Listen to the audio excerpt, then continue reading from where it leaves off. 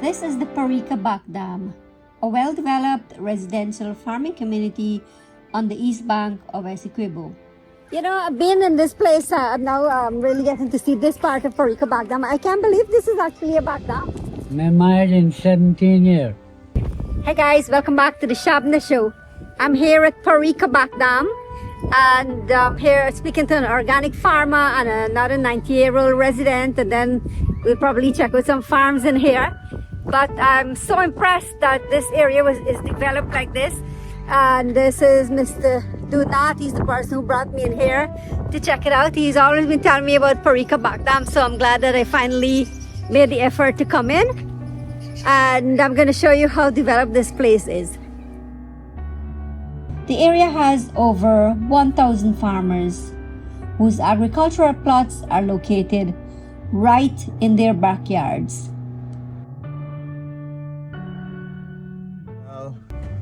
I come in this area here at age 11. My father doing farming and all my other family in here doing farming. So I grew up in this farming community. Basically my personally farming is more than 40 years. So you say you're doing organic farming. Why you started that? Before I started spray pesticide at an early age. After then, in 2005, we used to plant plenty cabbage, vegetables, cash crop. After then, 2005, I become allergic to pesticide, which I know the symptoms of pesticide. So when I go to the doctor, they say my allergy is low, so I become allergic to the pesticide. So I couldn't use pesticides, and that is my livelihood. So it was very, very hard on me then, because I had my wife and I had 5 children then. I had to do other little different crops within take treatment and so. And I am here presently now like about 95% recovery from that. Now we come into being and they want to test this organic pesticide. So they come to me and we talk. I give it a shot, and from then I start plant my cabbage and pak choy and so, and doing this organic pesticide. And then we don't use to use protective measurements. So we spray barefoot. When we should just wash your hands up in the field. You pick a cucumber and eat, and nothing. It can stay in the system and develop. What symptoms you start noticing? The respiratory system and the nerve system. Start affected that? Yes. Okay. The body start to shake. I got to drink plenty water. When we start it, we change from the cash cropping and start to do the little provision and so. Start go to the market and start buy and sell. No. Right. Well, I've gone back to the cash crop, but we not do in that large scale because the organic pesticide is really expensive because you got to put more in the crop now than other than the other pesticide and the different kind of the fertilization and so. So me do different. I do also make my own elixir. That is organic booster for the plant. Like a fertilizer? For fertilizer, yeah. And I do that with fish and dairy products like milk, the spoiled milk. I set it and then I use it and spray it on the plants. The organic farming now and the open field farming, right? We got the organic farming, the crops you get value crop. You got good shelf life. But when you go to the market with that now, the consumer don't look at organic or inorganic. So the organic crops now has to sell at the same price that the open field and the other crops. I also had shade house, benefited from shade house and so. But shade house is very costly for maintenance. Because sometimes you not get water. Sometimes when you forget water, you don't get, because in the shade house you use drip irrigation. So sometimes the tank don't get the tank, and you get water for the tank when the season, when you really got to get it. You got to get the people them who understand organic and the safety measures of that. And like now we are talking about sustainable agriculture and so many things in the sheet house, greenhouse, and what have you. So I'm glad if we get buyers who can understand the organic farming, and so we can get a better price for the product. Because organic is really, really, really different from other way of planting. It's healthier. Yeah, it's healthier and Has a longer shelf life. yes, more shelf life and Yeah. friendly environment and what have you. I will go back one since in the 90s when IFAD come into being here. We get all the drainage and thing dug out and so on. We had very much effective in. We have fairly good infrastructure so in our community. We get nice road, farm to market. Well, before I was secretary for the Parika and Ruby Farmers Progressive Organization, and we make a lot of representation for a lot of things in our community, and we got it. We got what we then we get benefits from REACH project. We get benefits from Propel. We get lots of benefits farmers get through this farmers organization. So this farmer organization become dormant after 2019, the COVID period. From then it become dormant, and after the 2020 election, the Ministry of Agriculture sent in other officers here and become another farmers group in the community. We get about nearly 90% development. We get water, we get road, we get light. Just when we are not getting proper drainage so far. The front area is okay, but from the school go back to the Dam, we not get proper drainage there. Because when the rain falls, many low-lying area on that end, for the Dam side, they're underwater. There's a section where would flood if the drainage trench not maintained properly in time. It's not maintained in time, the water will left at the back there and silt up and end up flooded in the low-lying area. We had to paddle boat. There were also 3 or 4 person had outboard engine. So then we same road we had. Over this side they had no road. We couldn't walk over this. Only the one side they had the road. 2001, right? 2000 and 2000. Wrong about everything coming in. So I just finished talking to Mr. Seudat, and he brought me to see this 90-year-old resident living in Parika Backdam here. So I'm now going to speak to him and hear some of the, experiences he had living in here. Mebana Providence, the 13th of January, 1935. And I've been live with my sister there. And after my sister get married, right? From me come where to Shin. When me come in this area, when me done married, me married in 17 years. Why you married so young? Me naga mama, me naga daddy, me naga nobody. So me alone.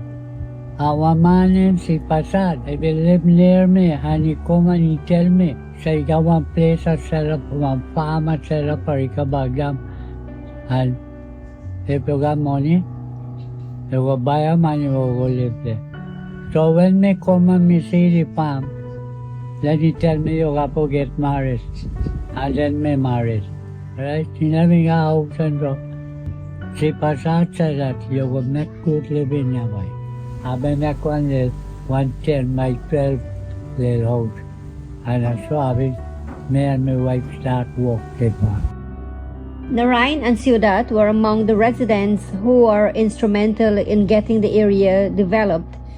Residents are happy that they now have a farm-to-market access road, health center, nursery and primary schools, and mandirs, as a church, shops, and other businesses. This whole place been a pure bush. People used to come. Then see one piece place there, one piece land there, they gone for now. Make a play field, make a pavilion, right? And so this place start develop. Well, once the place start develop now, people start coming. They got their land, but they don't live here. They will live outside, on the road. But and maybe can read Hindi. And me them in a call the Panditya. Me used to do the Havan. Me used to read the Ramayana and tell them story and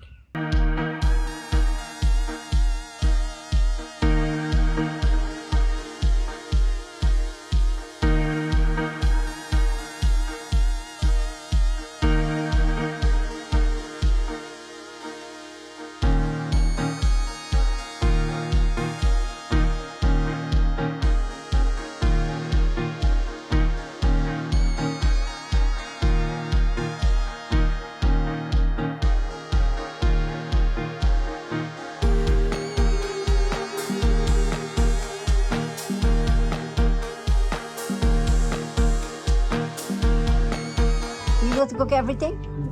how you mean? Me cook fish there, fish and rice. Yesterday me cook provision, sweet potato, plantain and cassava with chicken inside. Nobody not cook for me.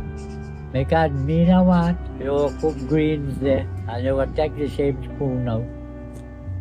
You will turn the rice and towards them he pass there.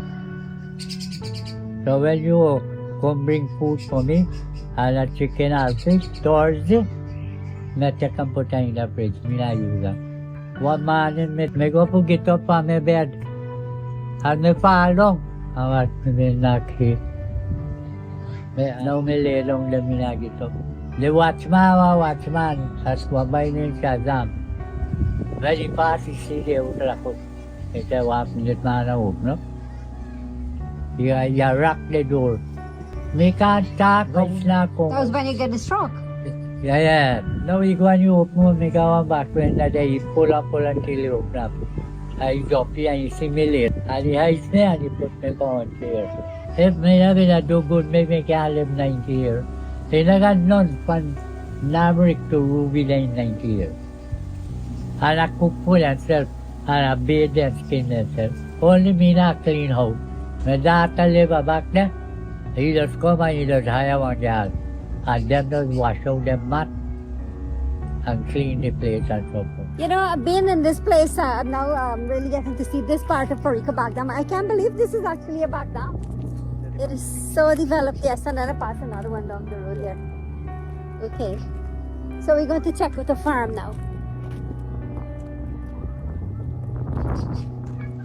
So this is where Mr. Narayan lives, and over here is the playground. It's right next to the school, and there's a pavilion they have there. And this is a beautiful farm. We're going to check it out just now.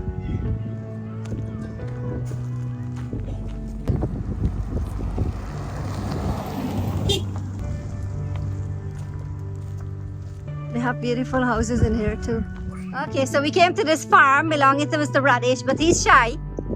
So he has pak choy growing here, and I see he set up a sprinkler. And what do you have all the way at the back? Pak choy, what's on the other side? Oh, so it's just pak choy farming you do? So far. Celery. Okay. And all of the same thing? Okay. You plant katahar as well. And coconut? Okay, so he has 10 acres of farm here. Yeah, they say you got 10 acres here, but you got more farm over the other side. And all is the same patch. No, they used to plant plenty cabbage and things, but because of the same pesticide issue, they stop them. Because cabbage is more pesticide you got to use. You have to spray a lot. Yeah, cabbage is the one that you use more pesticide. So this year you're not going to use that much of pesticide, and this is a more shorter crop. So this is the sprinkler in action now. This is how we got to the plants.